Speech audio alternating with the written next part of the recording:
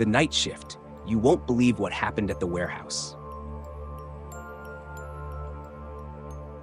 All right, so this story comes from a guy named Aaron.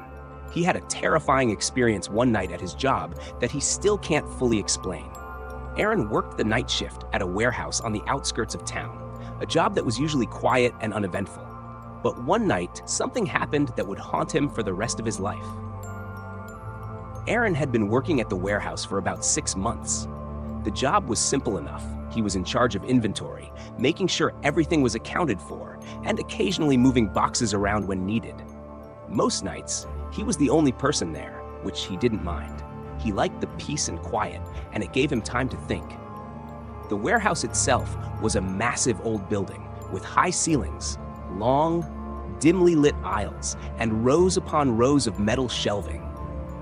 The place always had a bit of a creepy vibe, especially late at night when it was dead silent, except for the hum of the fluorescent lights. It was a Friday night, and Aaron was looking forward to the weekend. The clock on the wall showed it was just past midnight, and he was about halfway through his shift. He had just finished checking the inventory in one of the back aisles when he heard something strange. A faint, shuffling noise coming from the far end of the warehouse. Aaron paused, listening carefully. At first, he thought it was just the building settling, but the sound continued, slow and deliberate. It almost sounded like someone dragging something heavy across the floor. His heart started to race as he realized he wasn't alone. He grabbed his flashlight and cautiously made his way down the aisle, his footsteps echoing in the empty space. The shuffling sound grew louder as he approached, and he could feel his pulse pounding in his ears. He turned the corner at the end of the aisle, shining his flashlight into the darkness. There, in the dim light, he saw a figure standing at the far end of the aisle. It was a man, tall and thin, dressed in old, tattered clothes. His back was turned to Aaron, and he was hunched over as if struggling with something on the ground. Aaron froze, his mind racing. He knew there shouldn't be anyone else in the warehouse at this hour. "Hey!" Aaron called out, his voice trembling. "What are you doing here?" The man didn't respond. He didn't even flinch. Aaron took a step closer, his flashlight shaking in his hand. He called out again, louder this time, but the man still didn't move. Aaron was about to turn and run when the man suddenly straightened up and slowly turned around to face him. Aaron's blood ran cold. The man's face was pale and gaunt, with hollow, sunken eyes that seemed to stare right through him. His skin was gray and lifeless, and his mouth hung open in a twisted, unnatural grimace. For a moment, Aaron was paralyzed with fear, unable to move or speak.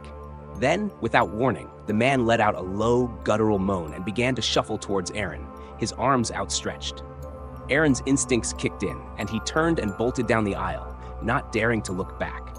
He could hear the man's footsteps behind him, slow and deliberate, but getting closer with each passing second. Aaron's mind raced as he tried to make sense of what was happening.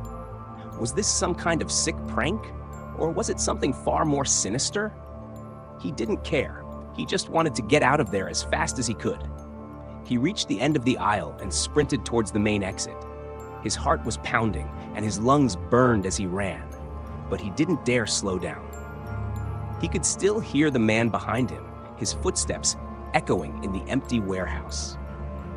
Finally, Aaron reached the door and slammed into it, frantically fumbling with the lock. He could feel the man's presence right behind him, almost as if he could feel the cold breath on the back of his neck. With a final burst of strength, he wrenched the door open and stumbled outside into the cold night air. He didn't stop running until he was halfway down the street, his legs trembling and his breath coming in ragged gasps. He looked back, but the warehouse was dark and silent, as if nothing had happened. There was no sign of the man, no sign of anything out of the ordinary. Aaron's mind was spinning. Had he imagined it all? Was it just a hallucination brought on by exhaustion? He didn't know, and he didn't care. All he knew was that he was never going back to that warehouse again. The next morning, Aaron quit his job and never looked back. He told his friends about what had happened, but they didn't believe him. They thought he was just stressed out and tired, that he had let his imagination get the better of him. But Aaron knew what he had seen, and the memory of that night still haunted him. Years later, Aaron heard rumors about the warehouse.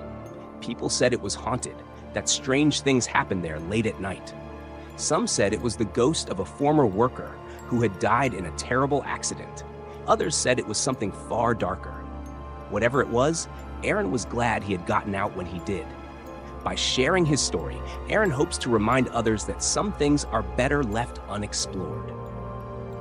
The night shift at the warehouse may have seemed like an ordinary job, but it turned into something far more terrifying. Sometimes, the things that go bump in the night are all too real.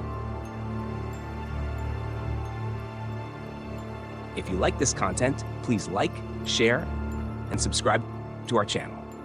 Thank you.